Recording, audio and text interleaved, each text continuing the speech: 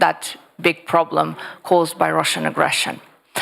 A key element of that is actually part of this discussion that we are about to have with our honorable panelists, and it is linked to the crisis of international institutions.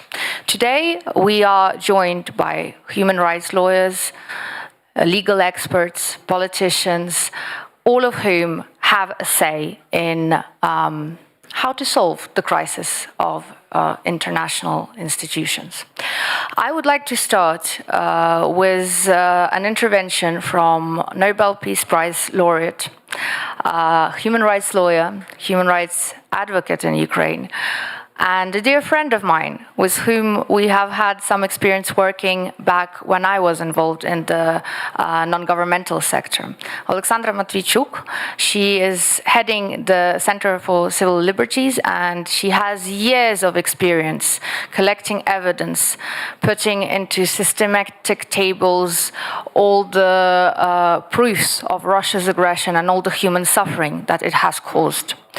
Alexandra, your work is absolutely remarkable, and you do a lot of what international organizations should be doing and have the mandate to do, but fail to do. I mean, the frustration must be there every day of your team's work and of your own work. But moreover, I'm sure that you have discussed many times what needs to be done to remedy this situation. Talk to us about this, please. After large-scale invasion started, we united our efforts with dozens of human rights organizations. We built all-Ukrainian network of documentators, which is called Tribunal for Putin Initiative. And we have an ambitious goal to document each episode of the war crimes which is committed in the smallest villages in each oblast of Ukraine. So using this approach, we are able to collect not only open data with a further verification, but work directly on the ground, send mobile groups to liberated areas, collecting testimonies of victims and witnesses of war crimes. And when something happened, our local documentators are able to come to the place and make their own photos, videos, and brief descriptions of what's going on. So only in 10 months of large-scale Russian invasion, we jointly documented more than 29,000 episodes of war crimes. And this is a huge amount, but still only a tip of iceberg. But this database provides us a possibility to clearly see the patterns, the trends, and what's going on around the country.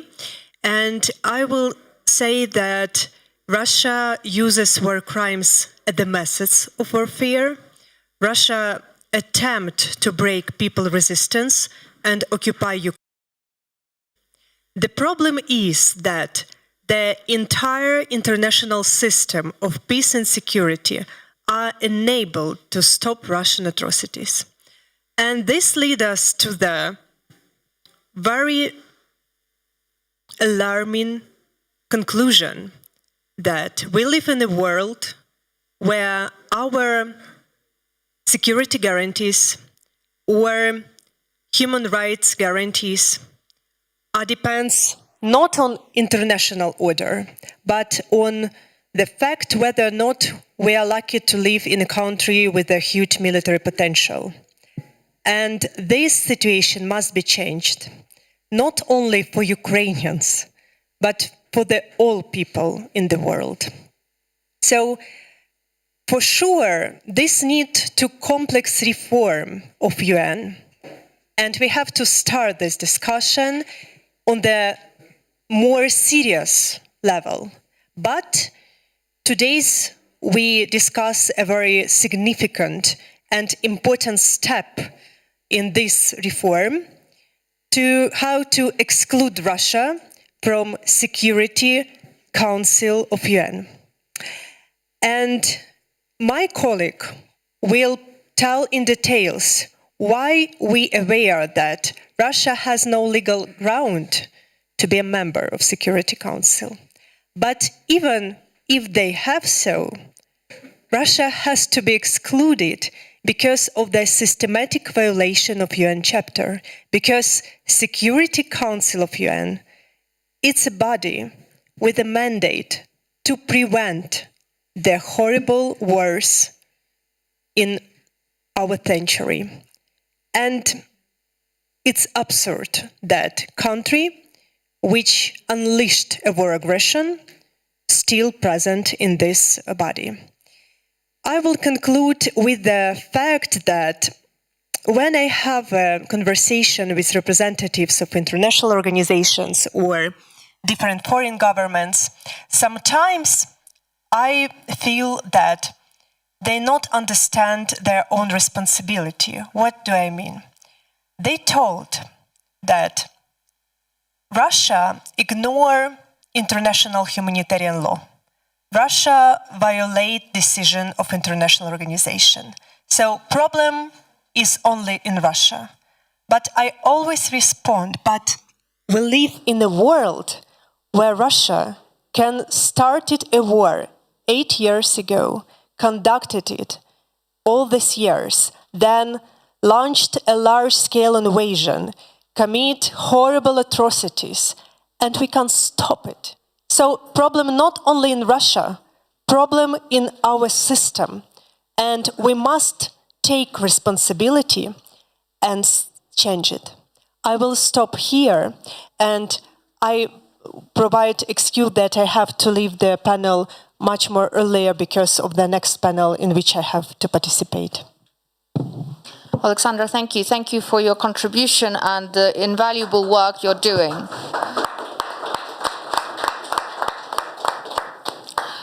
But 29,000 crimes just documented, just the ones that have been documented. That's wow, that's way too much. Perpetrated by one country and one country alone, who has waged the war of aggression and essentially sits at the Security Council, being the main security threat in the modern world, holding the Security Council hostage and paralyzing the whole of the UN. Professor Grant, I turn to you. We had several discussions online on this topic, and through these discussions, we often find that Russia has no legal, political, or moral right to be a member of not just the Security Council, in fact, but of the UN. But can you walk us through these grounds of illegality of Russia's presence in the UN, and also comment as to why there is a certain reluctance to recognize the illegal grounds upon which Russia is a member of the UN, and the preference to just turning the conversation towards ousting Russia from the UN Security Council and stripping it of the veto rights? What's the deal there? Why not go all the way? Thank you very much for that kind introduction. The thing is, there are a number of different ways to approach the problem. The history of international organization is a relatively new history. It's only about 120 years since the first major attempt to create an international security organization. That was the League of Nations.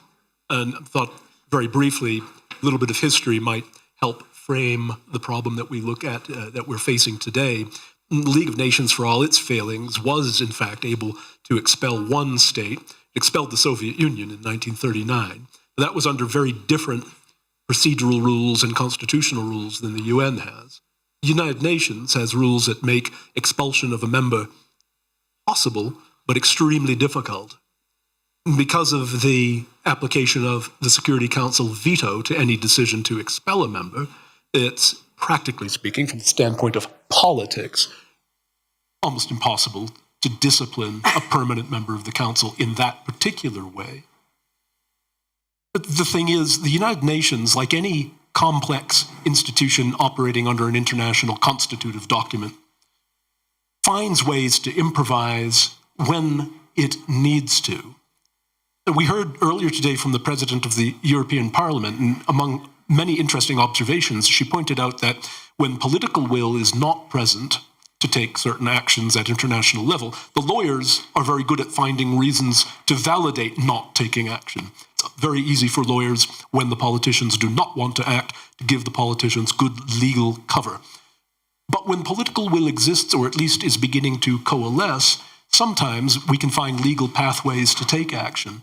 I think right now, many countries are coming around to the view that international institutions are not going to survive, or at least they're not going to continue to function the way we want them to function, if this aggressor state, Russia, remains in its Security Council role where it can block meaningful action at the Council level.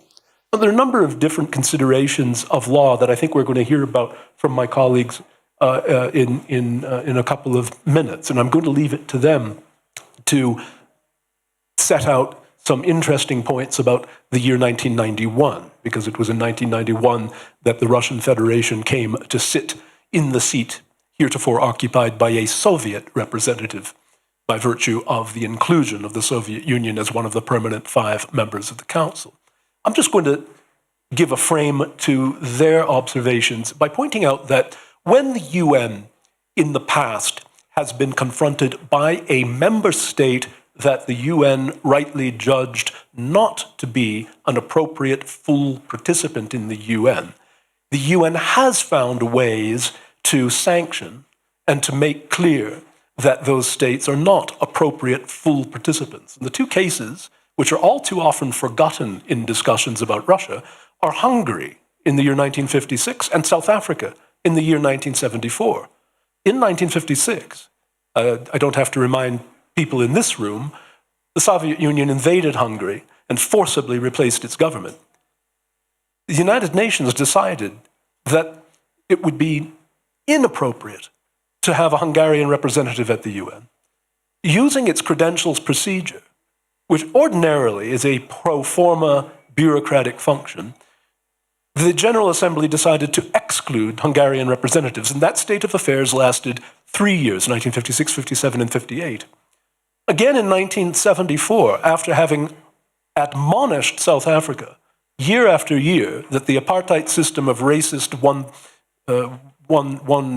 one-party rule had to end so that South Africa's citizens would have equal representation in their own government, in 1974, the General Assembly said that they'd had enough.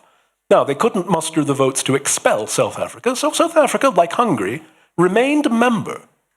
But, using the credentials procedure once again in 1974, the General Assembly excluded South Africa's representatives in that state of affairs, effectively stripped South Africa of the right to speak or to sit in the chair occupied by the state of South Africa. This is something that has been done. If we are the lawyers who appreciate that political will is coalescing to do something, and that Russia ought not sit in this organization as an ordinary member, we can look to these precedents as examples of how this institution has improvised in the past to put a member on the sidelines in order to protect the institution's own functions. Now, the Security Council operates under its own rules of procedure, but these rules contain closely analogous provisions to the rules that govern the General Assembly. And in fact, under the Security Council's rules, any member may object to the presence of another member's representative. And that procedure of objection, then, if activated by one member, necessitates a decision by the Council. The critical thing from the procedure of the UN is that that decision is a procedural decision. And procedural decisions are not subject to veto. For that reason, it is in fact an open legal pathway to make objection to the presence of this aggressor state's representative, and if a 9-member majority exists, that's what is needed in order to sustain the objection and thereby remove the representative. That is a lawfully doable, practical route. It's up to political and diplomatic decisions to actually take the route. Professor Grant, thank you for laying out the basis. and walking us through the very complex procedures of the UN, but also of the history. And I'd like to take these things a little bit further with another lawyer, legal expert on this panel, Maxim Baryshnikov, who is in fact a great advocate of the campaign to un-Russia the UN. He is with the international NGO Civic Hub, and with that NGO, Maxim has also initiated a petition, an international global petition, which went viral. And on change.org, it has already almost 300,000 people from the entire planet who have signed up with the sole request to kick Russia out from the UN. Now, these are some civil initiatives that everyone can do and participate and join to do your bit to restore justice. But these civil activities are based actually on very sound legal arguments, of which Maxim is the architect. And Maxim, I would like you to take this point further and walk us through why it is absolutely not enough to merely limit Russia's right within the UN Security Council or even to kick Russia out of the Security Council, and why it is fundamentally critical for the UN to function properly to bring back the UN to respect of the rules and procedures, and what has been done by Russia in the past to breach these rules. Thank you very much. Thank you, Tom. I would, from the very beginning, tell you that I'm an own my rights representative because I'm co-founder of Civic Hub initiative, Kick Russia Out of the UN. Our initiative group was established just a few months ago, but already a lot of worldwide famous professors of law, experts already support us and already work together to give justice, not only in United Nations, but also in this world. I should say that Russian Federation as a country never become a member country of United Nations organization at all. So if we talk about United Nations Security Council, we should talk also about their participation in work in United Nations as organization and all other organizations connected with United Nations. They have no rights because they never become, according to the procedure that Professor Grant already explained, according to that procedures, they never become a member. They never get a reference from United Nations Security Council. They never get a decision on United Nations General Assembly. They never ratified United Nations Charter. So each time when you blame Russia on violation of United Nations Charter, remember that they haven't even executed because they never, ever ratified this paper at all. By the way, Ukraine, like Belarus and former Soviet Union, ratified this charter in summer 1945, and this ratification was number 27, 28, and 29, and was sent to State Department of United States of America on 24th of October, and that day became a United Nations Day throughout the world. Also, our group prepare few variants how to do, how to stop Russian Federation activity in the United Nations, how to expel its country from United Nations. So we can't say about some kind of use of Article number 5 or Article number 6 of United Nations Charter, because they never become a member state. And if we use these charter articles, we should talk about fact that they maybe somehow become a member state. But no. We prepare three, as for today, maybe it will be more variants, but we have three variants. First variant, we call it Chinese, Why? Because many years ago, in 1961, General Assembly raised a question about power of attorney of delegation of China. Why? Because in article number 23 of United Nations Charter enlisted 5 countries that should be always in Security Council. There are no Russian Federation, there are no China People Republic, just China Republic. So in 1961 they decided to look through their papers, and in 10 years, against position of the United States of America as a member of Security Council, with just few countries voted for, they get a resolution that changed representatives in the United Nations, both in General Assembly and Security Council. Second variant, so we can use it, it's based on the United Nations Charter and already existed procedures.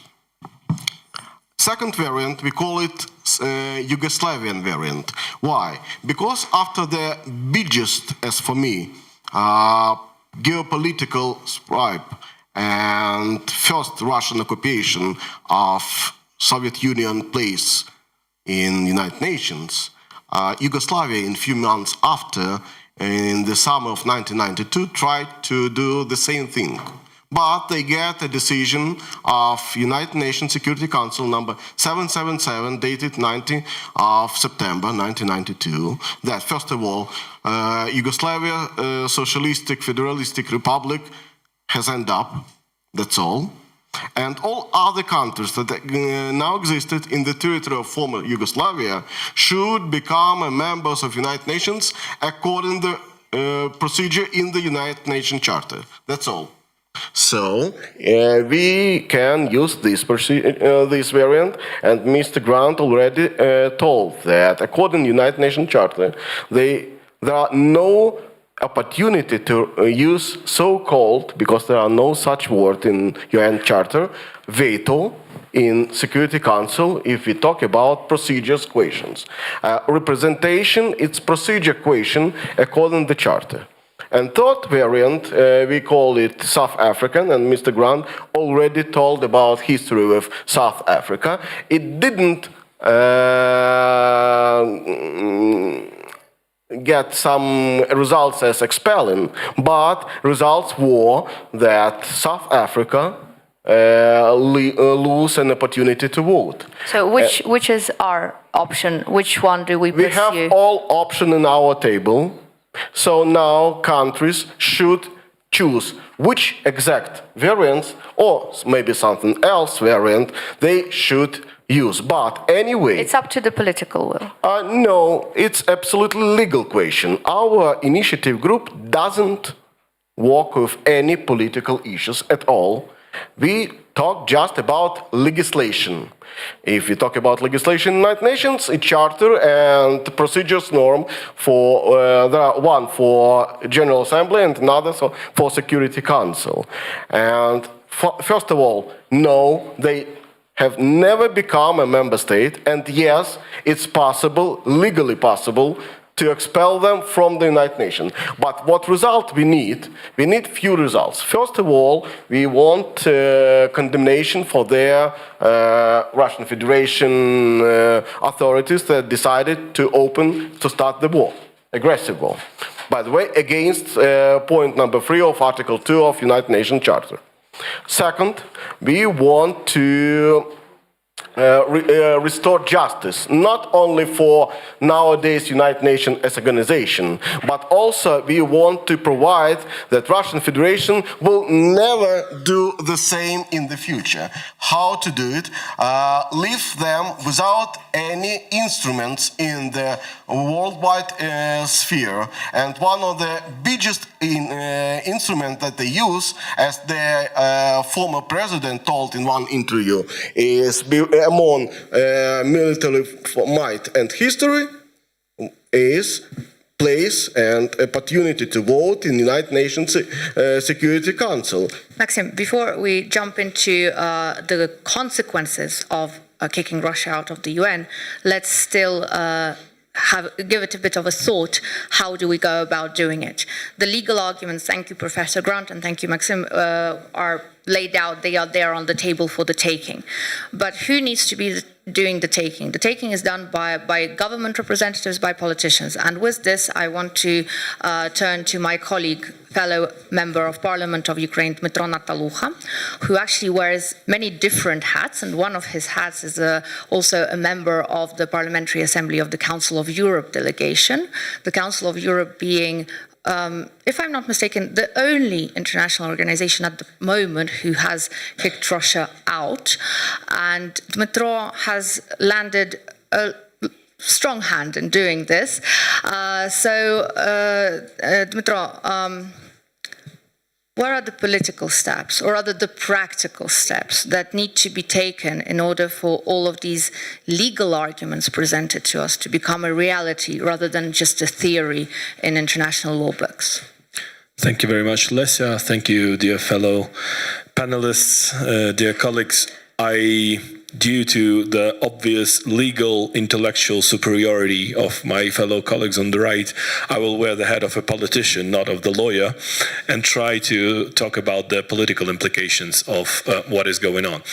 However, before I start, Maxim, a question to you.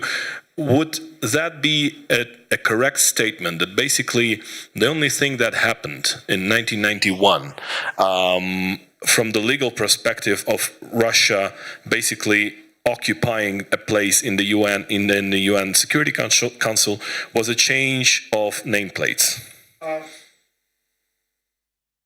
Would that be a correct statement? Yes, absolutely. I can add just a few words on legal basis on what happened in 1991. A few words from the memorandum prepared by that time legal advisor for General Secretary of United Nations, dated 23rd of December. Of 1991. I would like to refer to events over the weekend reported in the press. According to the New York Times of Monday, leaders of 11 former Soviet republics signed a protocol in Almaty. Think about legal memorandum based on newspaper article. That was the so-called legal basis for their even not decision, because no decision was made in 1991. Just attitude to the situation of occupation of place of former Soviet Union in the United Nations, and especially in the United Nations Security Council. And again, this is politics. Yeah. So back to politics. So those facts presented by the esteemed Professor Grant and by my colleague Maxim Baryshnikov, astonishing in my opinion, would lead me to a conclusion that we are talking about is basically one of the biggest, if not the biggest, swindle in the history of international politics and international diplomacy. And it's about time to put an end to it. And it's actually incredibly good that this discussion started last year. But it's very unfortunate that these discussions have been triggered by such a brutal event as an armed aggression of Russia towards Ukraine. Going back to the topic of our discussions, the crisis of international institutions, what conclusion we should draw from this situation, in my opinion, is that the UN, as a central global institution that is designed to sustain global peace and order, is very close to the situation in which the League of Nations has found itself in 1939, which has been basically assassinated as an institution by the brutal attack of Germany on Poland. If the United Nations will not reform itself, will not adopt an adequate policy towards a country that has been recognized as an international terrorist, whose regime, the political regime, has been recognized as terrorist, and which is still present in the United Nations Security Council, I'm afraid that the United Nations will follow the fate of the League of Nations. And that fate is perhaps very sad. Now, think about the Russian Federation is recognized as a political terrorist regime. It's not just my words. Those are the resolutions of the Parliamentary Assembly of the Council of Europe, the resolution of the Interparliamentary Union, the resolution of the European Parliament, and the resolution of the few national parliaments, actually, Poland, Lithuania, Estonia, and so on and so forth. Now, where does that lead us? In my opinion, it leads us to the fact that in the United Nations, one seat is occupied actually by an organization that is no better than Taliban or Al-Qaeda. And the representatives of these organizations, whom do they represent? They represent some entity or some regime that has been recognized as terrorist. Would that be acceptable at all in the world of rules, in the world of values, in the world of principles?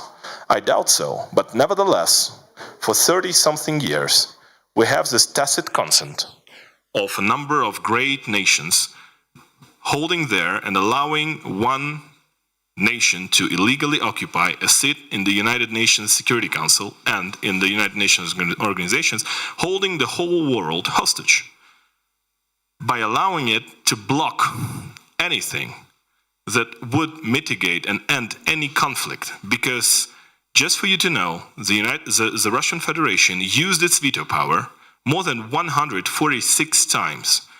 That is more than all of the members, permanent members of the United Nations Security Council combined.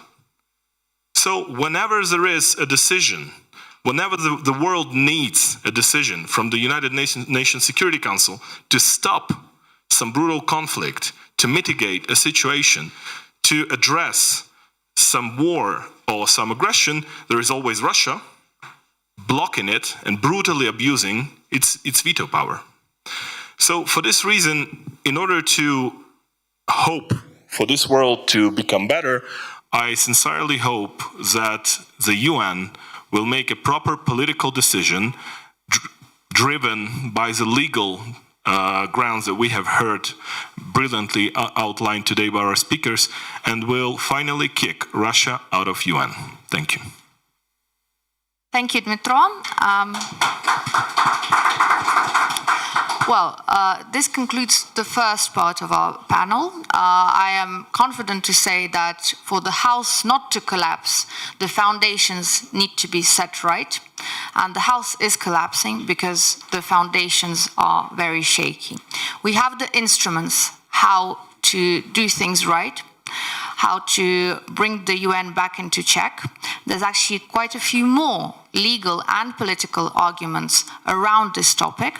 And this is where I would like us all to say thank you to the panelists and welcome our next set of legal experts who will further comment on the issue and be also willing to answer any questions and answers you might have. So say thank you, please, to this panel. Thank you. Thank you. And please give a round of applause to Lesia Vasilenko, an MP from Ukraine. Charming, intelligent, and of course, a very strong advocate of kicking Russia out of Ukraine, of UN, and of Ukraine, of course. Well, of Ukraine, first of all. Yes, thank you. Thank you. Thank you.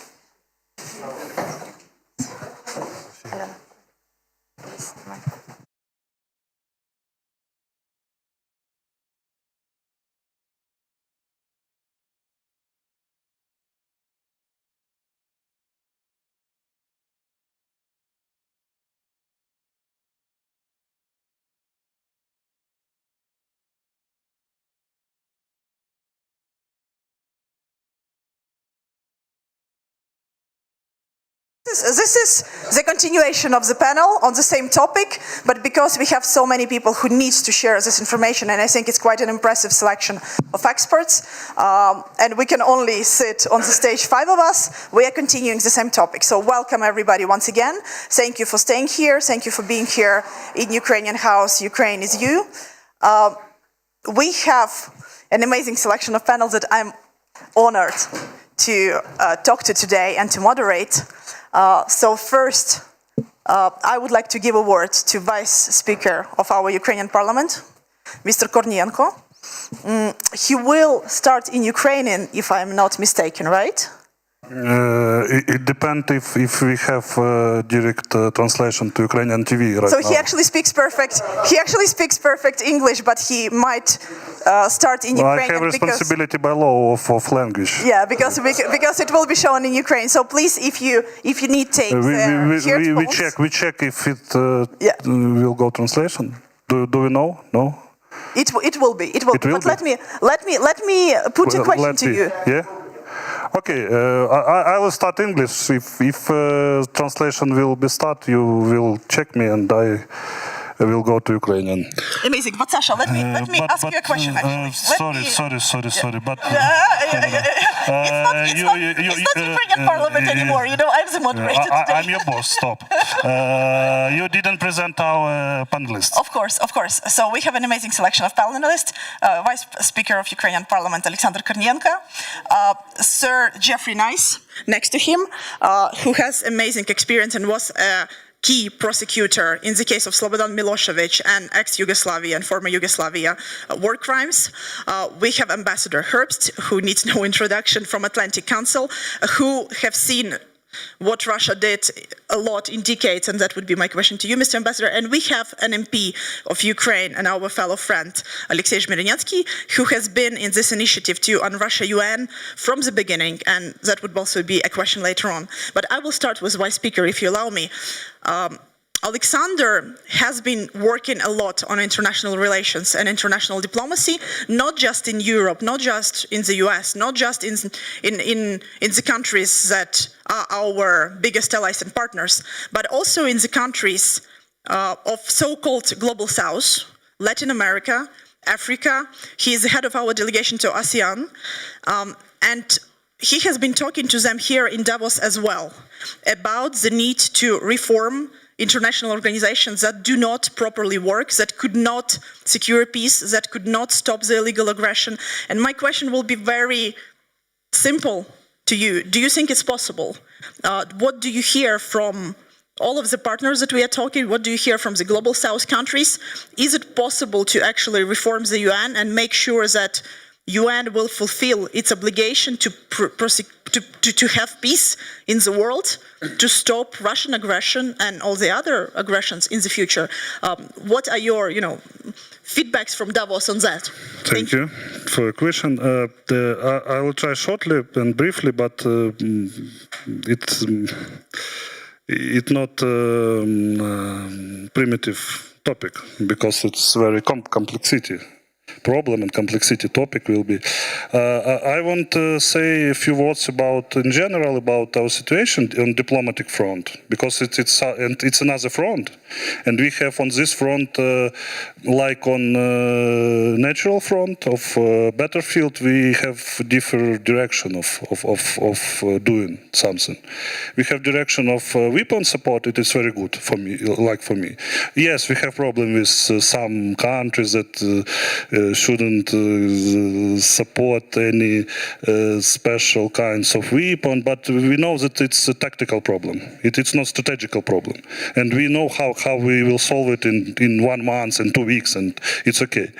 And day of day we read on Facebook new news about new support from other countries, from Denmark today, from Sweden today. It's very good news. But in terms of diplomatic front, especially of situation in international organization, it seems like not so brightly, because we almost have situation that it's not clear of about 1/2 of population of people in the world. If we estimate it in quantity of people, not in quantity of country, not in quantity of GDP also, because I think that 60% of GDP on our side right now. But in terms of quantity of population, maybe it's important for something. Maybe it's important for someone, because in big countries, people think about very big data, very big digitals. And maybe you remember last discussion in media, what country is the biggest in the world right now? Because India became the biggest country in the world. It was 2 days ago. Yeah, and it was a very big discussion. Is it true? Is it false? How it will be? That's why I think that in terms of this compare with front situation, with battlefield situation, we now on a stage of collection resources for this next our activity in international organization, and we may be on the stage of trying some little attacks. I say about cases where we was very strong and we was very successful. It cases in my area, it cases in area of Council of Europe, that maybe 1 week from the start of full invasion was any decisions about Russia get out, but as we know, stuff from Russia that Russia Federation took gave to Council of Europe is working still. It's problem. Okay, but in case of any other parliament decision, I want to take a very good example. It's fresh example. It's about Parliament Assembly of Black Sea countries that starting from didn't agree agreement and possibility of Russia to be here in total. It started from this. And it was win of our delegation, a small delegation from 3 people, from 4 people, I don't remember. But it was good example that in organization where this chapter is ready for doing such this, it may be possible. Because we know with you and with Lesya, with Alexei, in general, as example, with IPU, it's International Parliament Union, in chapter of that, there is any possibility to get out Russia right now. On this stage, we take to the wall and we think about how we can go out of wall, yeah, and maybe we need some jump around wall to start discussion about new chapter of IPU. Because it's organization with very big history, it's oldest organization of the world, that they say it in parliament decision. But we need to check his chapter, the chapter, because it doesn't work right now. It's about our stage right now. We understand that it's not enough, and we need much more. And let's think how it can be. I think we need to working on ready to next stages, and in battlefield metaphor it may be like a counteroffensive, something counteroffensive of Ukraine, of our coalition. In what kind it may be will be where it will be. You say about this direction that I consider is direction of countries that doesn't support Ukraine right now, and that abstain in GN Assembly, and that in favor don't favor in GN Assembly. I have hypothesis that country from closest Russia coalition, like North Korea, like Iran, Somalia, and other, it's not our friend in strategic decision. Very diplomatic. Yeah, and that's why I shouldn't be any thinking about it. We don't need to think about it. We need to forget for them. Okay. And on the other side, we have about 40 to 50 countries that take some interesting position, because they can support us in any cases, but in any cases they doesn't.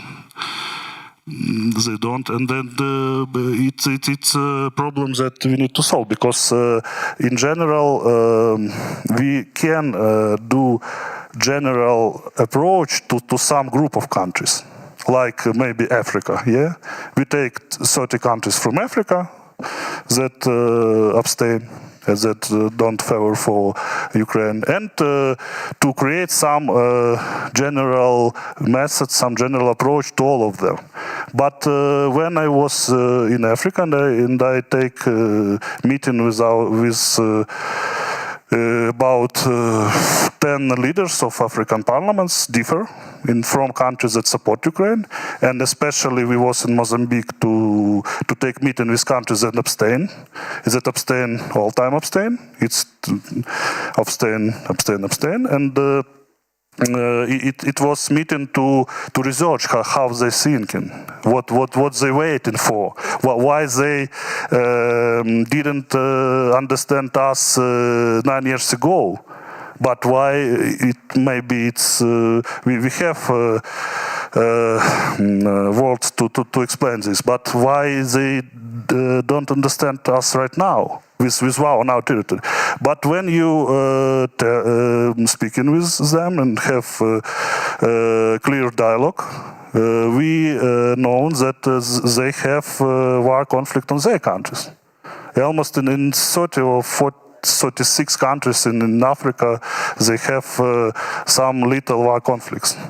Sasha, if I may ask, I know the work that you've been doing and a lot of diplomats have been doing with each and every one of the countries that abstained usually or was not in favor with us in the UN and in other organizations. Are you actually optimistic? Is there a chance that those countries would support to kick Russia out of the UN also, not just to support Ukraine against an aggressor, but to support the reform of the UN? Are you optimistic? Yes. I'm optimistic. Why? Because we have an example from Africa. We have example from Southeastern Asia at Cambodia, because Cambodia was abstain sometimes, but after change the game with any steps to go to Western society, it was in this year. It was happy for us because it occasionally, because it was occasionally. But in terms of the new strategy of more collaborate with Western world, they try to support Ukraine much more, and they was very open to us on all levels, on parliament levels, on levels of government, and also they will be support us in UN all time. In a good example, but it's example not about our possibilities like Ukraine. It's example about my recipe of what we need to do. We need to build, we need to create, we need to collaborate a strong coalition to this process. And this coalition must be not only from Western countries. It's very important, because in terms of discussion about colonialism, post-colonialism, and other,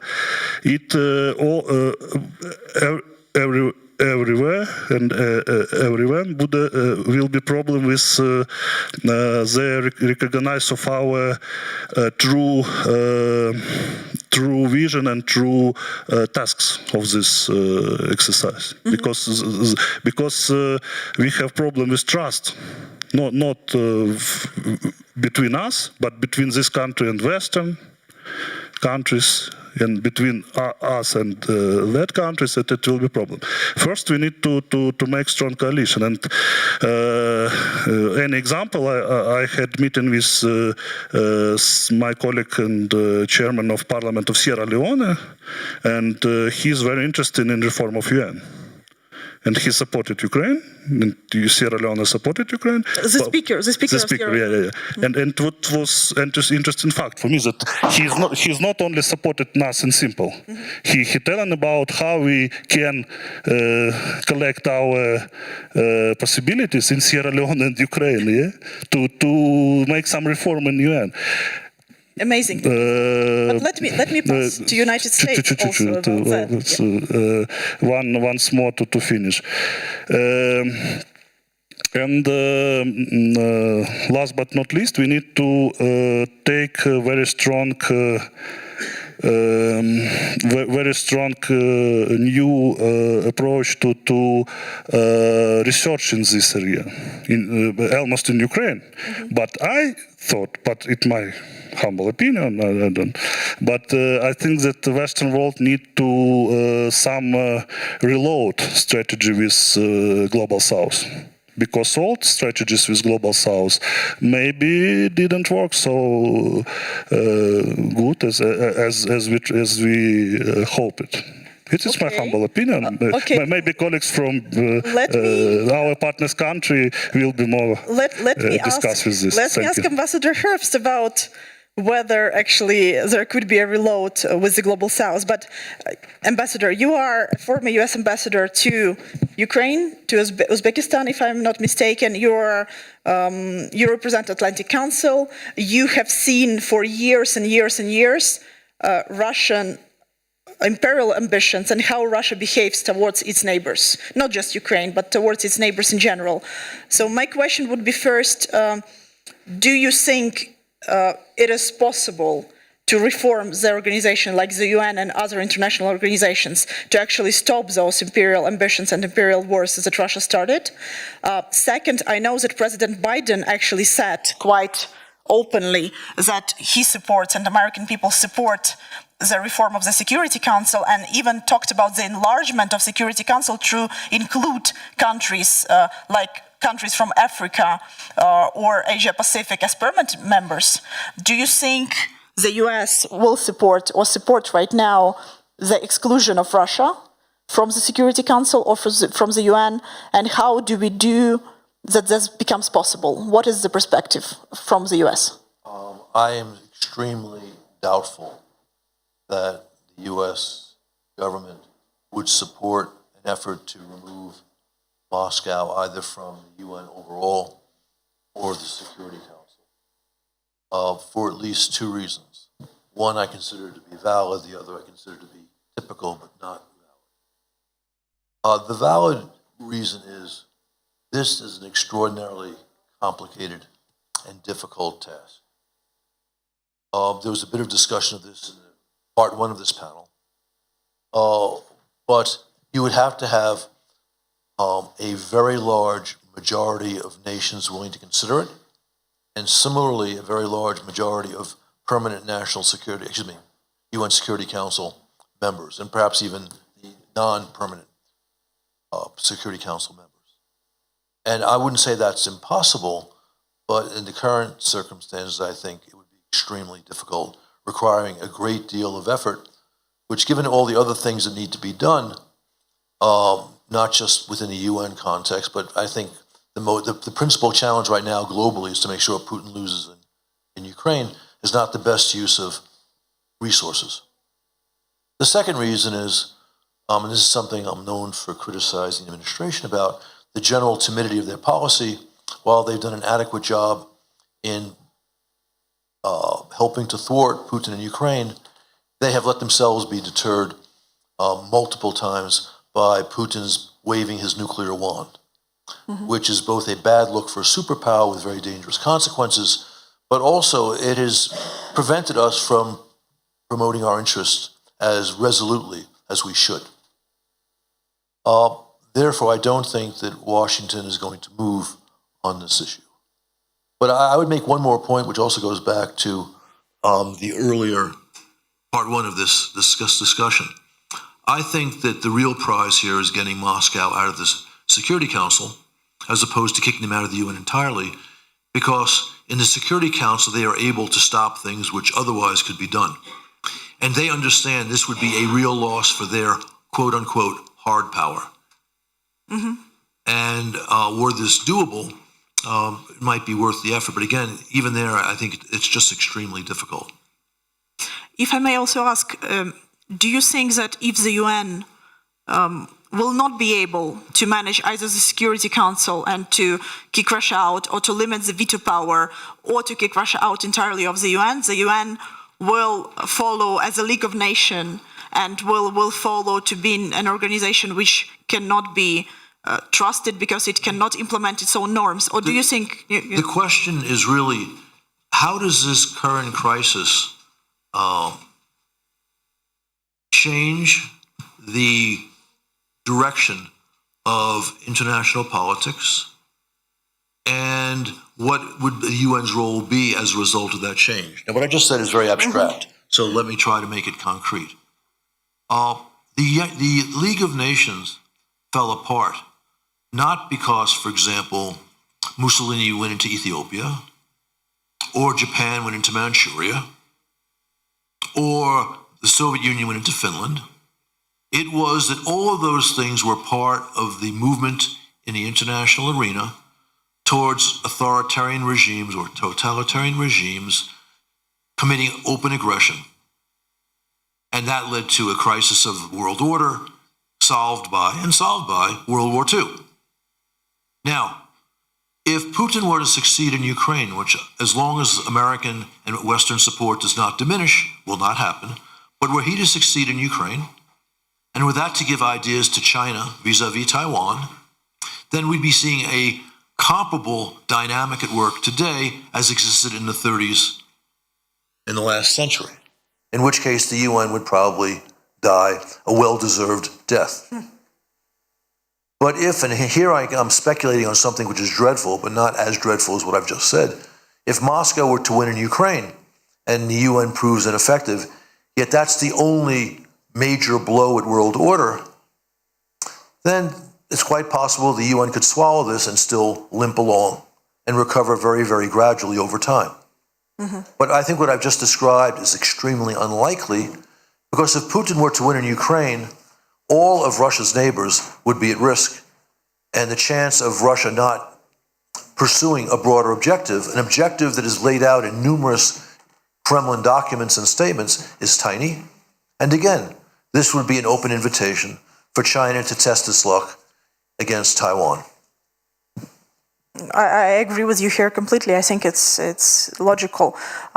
Let me turn a little bit to Sir Geoffrey Nice on actually certain issues on responsibility of an aggressor that cannot be dealt with right now in the Security Council because Russia blocks a lot. You've been a lead prosecutor to Slobodan Milosevic case. You have prosecuted the crimes, the horrible crimes that I was never thinking we would need to be learning about right now, but we are learning your cases and we are learning your work because unfortunately it is repeating itself right now in Ukraine. You know that Ukraine is asking for constitution of a tribunal right now for the crime of aggression. Because of the veto power of Russian Federation, the Security Council cannot be as effective as it should be in bringing Russia to justice. So my question would be, do you see a link between a need to bring an aggressor, a killer, and a terrorist state to justice and people who started this aggression, and a link with the need to reform the international organizations such as UN or Security Council? How do we proceed with this road to justice if the Security Council is blocked? Let me put it this way. Thank you. I was given 4 minutes. I have some notes to keep me on track. I will not speak too fast to fit it in. I entirely adopt the learned arguments of the previous panel, 3 of whom I'm very pleased to have been working with to a limited extent and to count as colleagues, and I hope Professor Grant will tell the other 2 that when they come back in. Let me start about institutions generally. Laws, all laws, entitlements under treaties are with us and for us every minute of every day. Institutions are there to ensure that we have the benefit of the law or the entitlements under treaties, and that includes seeing aggressors and criminal aggressors brought to trial. As we have heard, Putin has breached more or less every article of the Charter of the United Nations, and the United Nations has done almost nothing about it. It has not returned to us, the citizen, what its obligation was. In this respect, it is a failed institution. The Nuremberg trials, of which we heard earlier this afternoon, were a successful institution. Shortly after they finished, I'll come back to them, the Charter of the United Nations was formed and people signed up to it in order to save succeeding generations from the scourge of war, bringing untold sadness.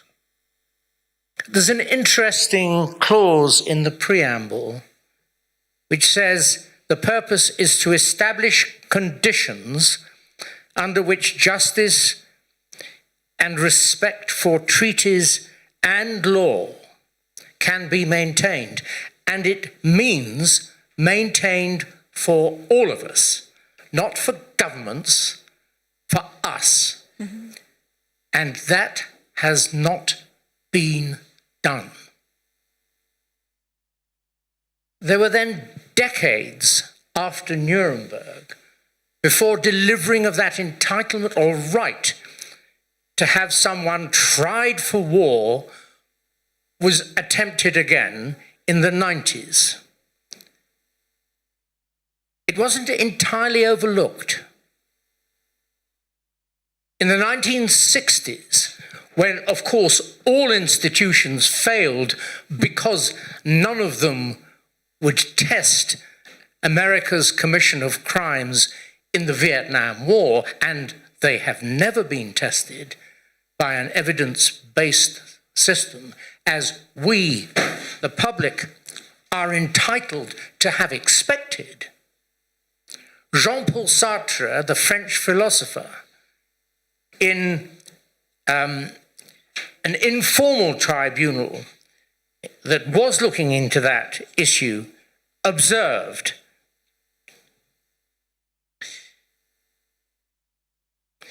that it would have been possible by a single resolution in the General Assembly of the United Nations to simply carry on the Nuremberg process and to have provided for those intervening decades a permanent war crimes tribunal.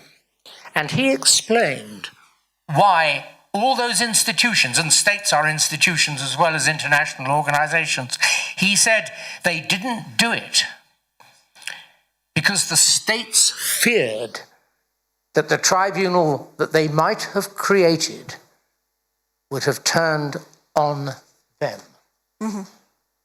In 1993 and 4, the Yugoslav and Rwanda ad hoc tribunals were created. Was this good institutions at work? Not necessarily.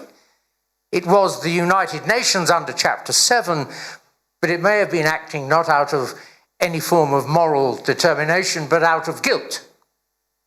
But the two institutions, and they were institutions that it created, did good. Some good, some not so good. And to answer your question, we need to just 4 sentences about that. First of all, they adopted an antiquated procedural form that allowed for ludicrously long trials, 10 years, unresolved central issues about Srebrenica, despite 25 years of trials, no trial of an overall leadership which would give moral right or wrong, as it should have done, making the Serbs, as against the Bosnian Muslims, completely in the wrong, and the Bosnian Muslims completely in the right. But more important for Ukraine's consideration, these two international bodies would always interfere with the prosecution process amounting to corruption if their state interests were at risk. And you simply have to accept that. That will happen.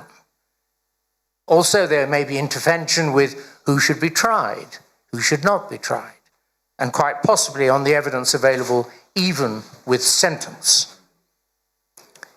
Now, before I move on from that to my conclusion, it's worth touching something else that I've been involved with.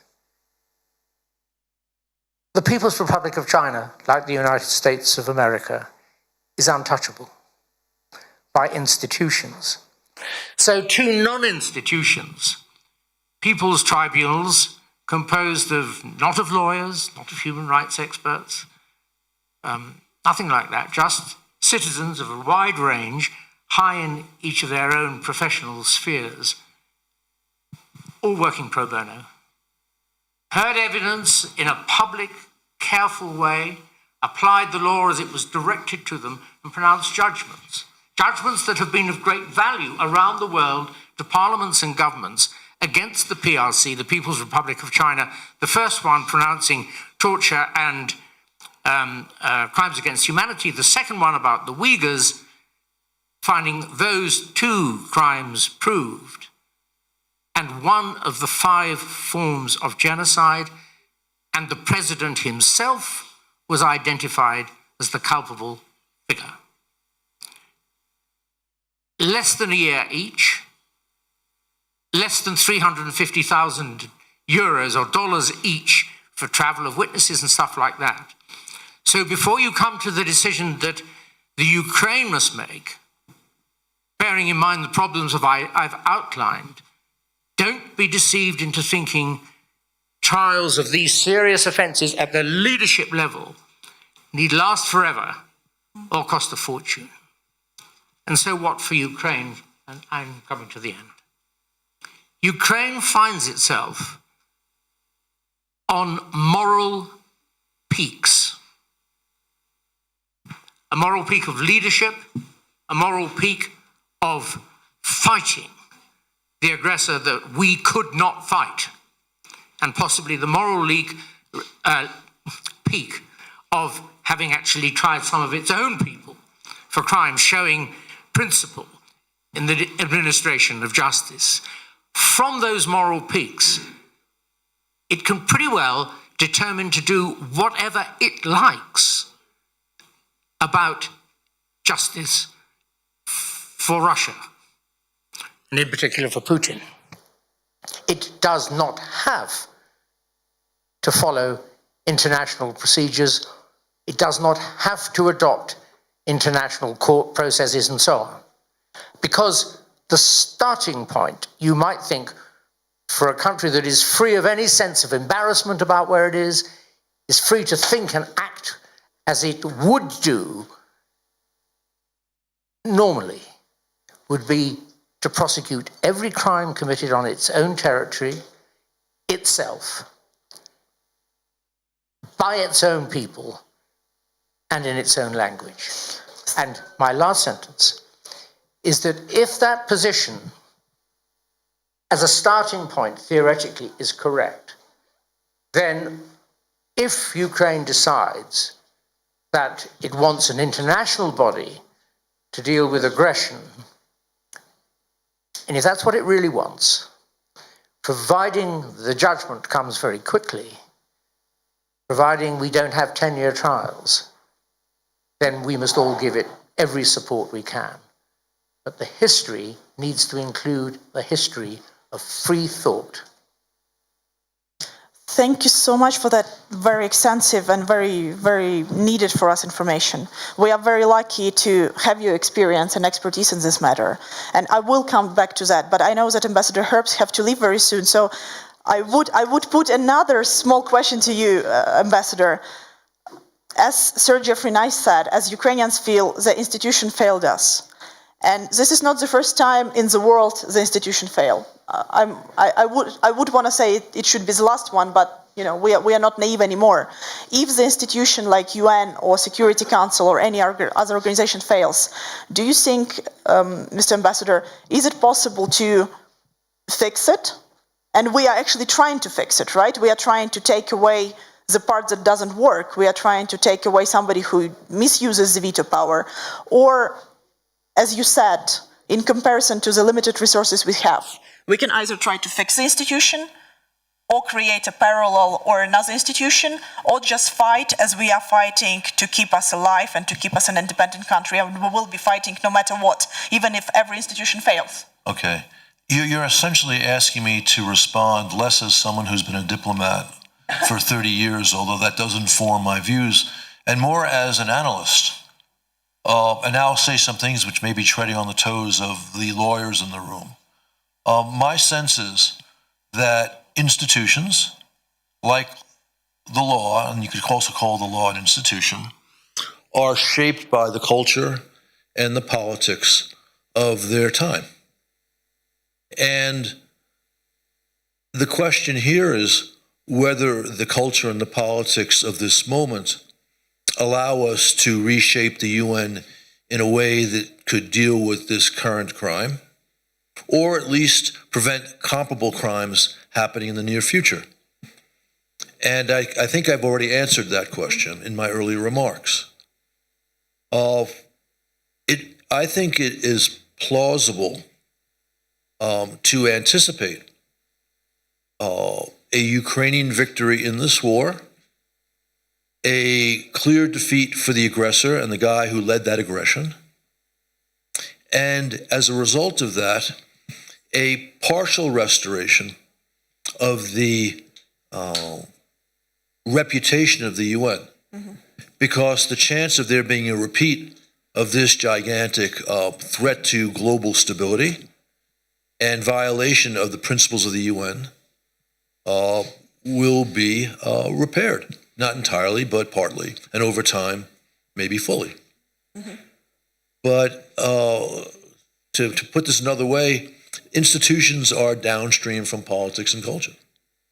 And so we have, if the nations of the world that understand the enormity of Putin's aggression ensure his defeat, then I think we can all rest a lot easier, including because the UN will be able to work more effectively in the future.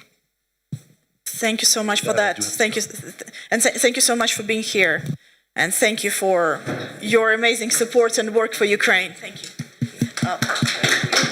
Mr. Ambassador has to leave, but I will continue with a number of very short questions to actually Alexei Zhmyrenetsky, who is not just a member of parliament, who was in this topic from the very beginning, and I think, I think you were the first one in the parliament to ever come to me personally, for example, and say that, we need to kick Russia out of the UN. What is going on? Why is it still there?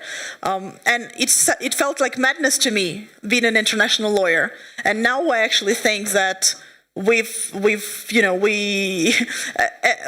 had to try every possible way, and right now we have actually come so close that it's not madness anymore, it's just a long path that we have to go.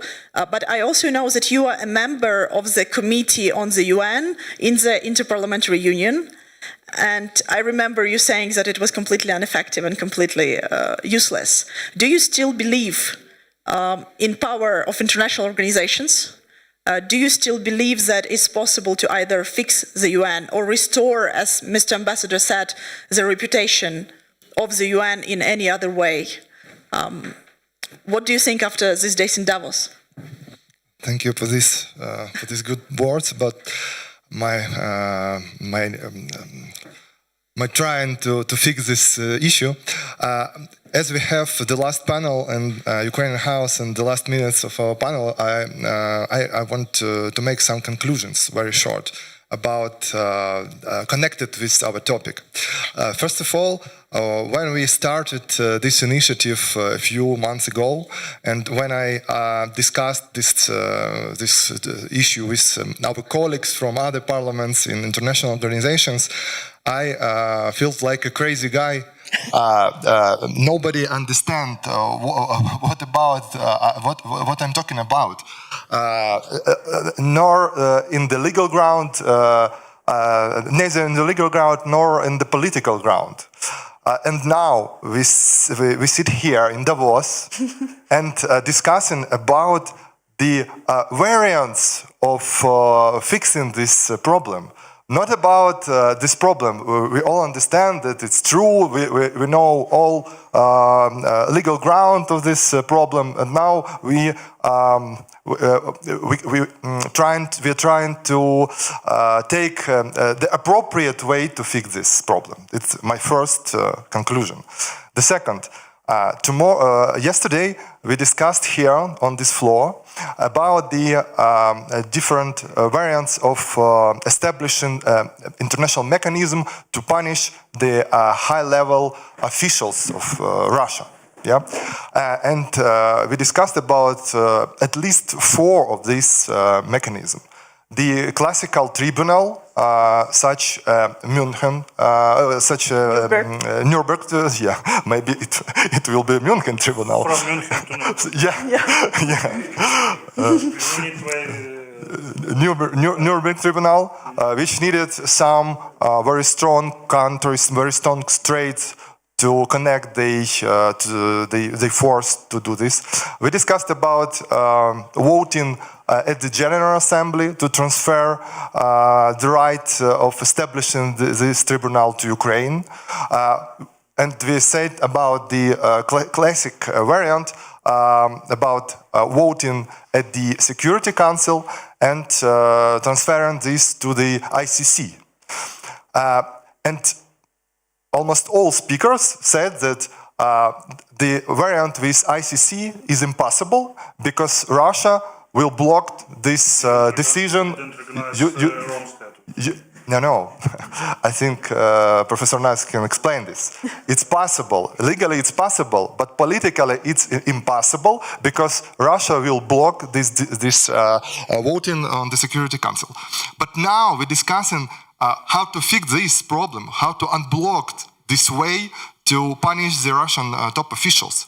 We can use the ICC, but to use it, we should kick out Russia from the Security Council.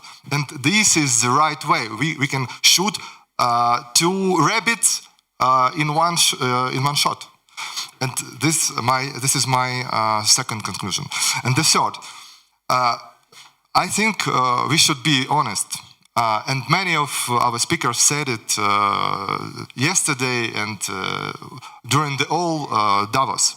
The most problem of not efficient international mechanism, inefficient international law is a double there is a double standard of Western world, of key countries, of key states of Western world. They established this international mechanism to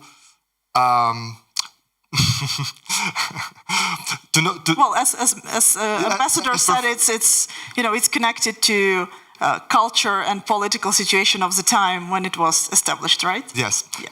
And I think that Ukraine should end this era of double standards. And I think it's our historical mission and historical role. The world stay between the dilemma. We can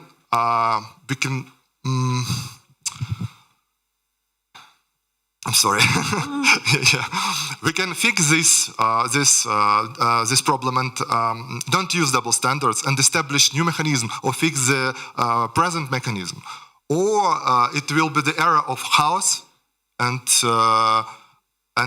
trolling of many of states, the international law, like it do the Russia now.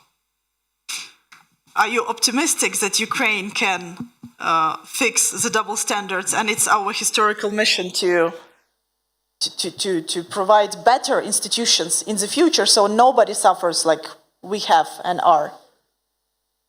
Maybe Sasha, if you want to take this question.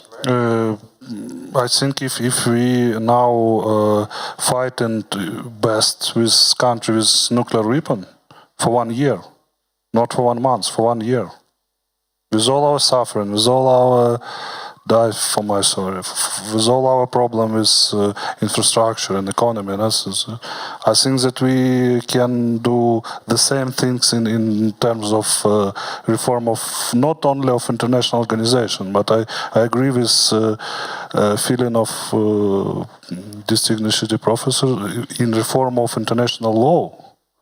Because we have problem not only in institution, not only in approaches. We have problem with, sorry for my vulgarity, with texts, with books. Yeah, and I won't say some crazy idea, but Losha will help me in future with this. I think that tribunal must be in München. In München. In München. Why? Because, for my opinion, this war started in München in 2008. Seven, yeah, sorry. From famous speech of Putin, yeah, and what started in München will be finished in München. I think it's a perfect... It's my special idea. I think it's a perfect conclusion for this panel, and I thank you all so much. I think the fact that we are actually having this discussion while there is already a closing party downstairs with alcohol and with possibility to network. And we are talking about this very important thing. I think this is what makes Ukrainians, non-defeatable, and that makes possible impossible. I see there are questions in the audience. I might take just one or two very short questions, but please make it a question, not a statement. And yeah, please present yourself when you do that.